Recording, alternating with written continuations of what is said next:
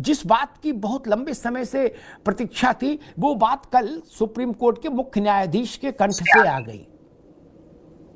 तो डर के मारे उन पर ज्यादा कोई तीन तूफान भी नहीं करेगा, क्योंकि जानते हैं सुप्रीम कोर्ट का मामला है, कहीं कंटेम्प्ट में दर्ज घसीट लिया तो जमानत मुश्किल है। यही बात नेता में किसी ने बोली होती, भाजपा ने या किसी ने, तो बवाल हो जाता अशोक जी। नहीं, अगर यही बात नेता बोल देते तो अब तक तो एसआईआर जैसा एक आंदोलन शुरू हो जाता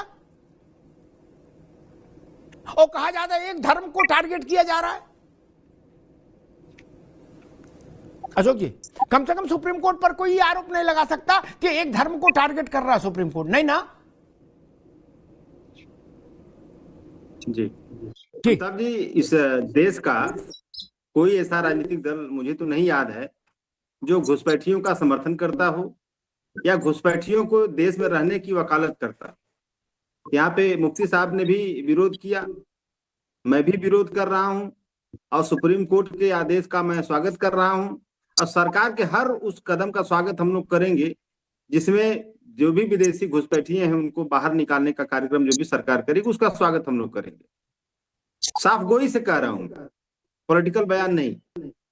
सवाल इसलिए बनते हैं अमिताभ जी कि 1979 में जो स्वतंत्रता दिवस पर लाल किले की प्राचीर से देश के प्रधानमंत्री माननीय मोदी जी कहते हैं कि घुसपैठिए देश की डेमोग्राफी चेंज कर रहे हैं, घुसपैठिए एक नए शत्रु के तौर पर पैदा हो रहे हैं।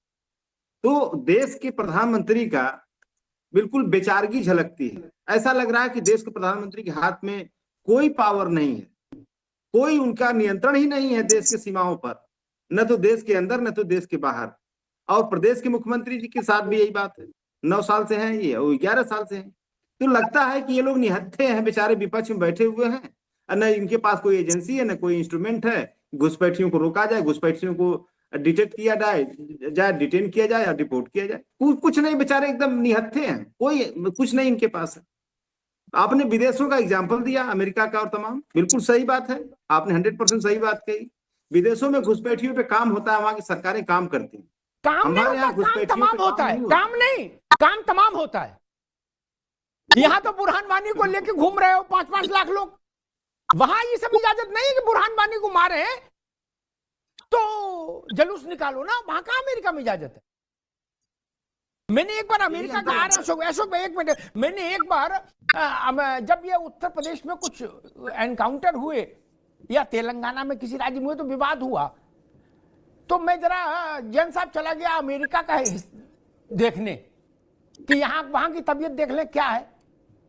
वहां पता लगा एक साल में 3-3, 4-4 हजार आदमी पुलिस मार रही है। क्या शक हुआ, शूट किया, आगे बढ़ो। यहां तो बवाल हो जाएगा भाई। उत्तर प्रदेश में एक एनकाउंटर होता है तो एक पार्टी पूरी उतर आती मैदान में कि नहीं अशोक जी? अमेरिका में ये इस ढंग का लोकतंत्र अलाउ नहीं है जी। अमिताभ जी, मैं यही कह रहा था कि विदेशों में घुसपैठियों पर काम होता है, मजबूती से काम होता है। हमारे यहाँ घुसपैठियों को एक चुनाव जीतने का पैकेज के रूप में शामिल किया जाता है, चुनावी पैकेज। ये चुनावी पैकेज का एक हिस्सा घुसपैठियों को भाजपा बनाती है, यही दुखद बात है और इसी का हम लोग विरोध करते हैं।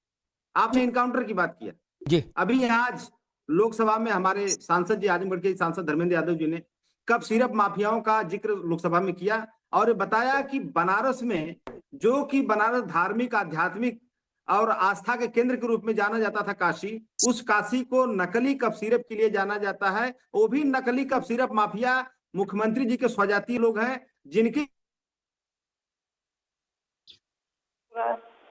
तो आप ये बताइए कि इस तरह का अगर सरकार इनकाउंटर नहीं करेगी, जो वास्तव में जो मासूमों के हत्यारे हैं उनका इनकाउंटर सरकार नहीं करेगी, ना पुलिस करेगी। हाँ, इनकाउंटर होगा राजनीतिक, तब तो भाई सवाल बनता है ना।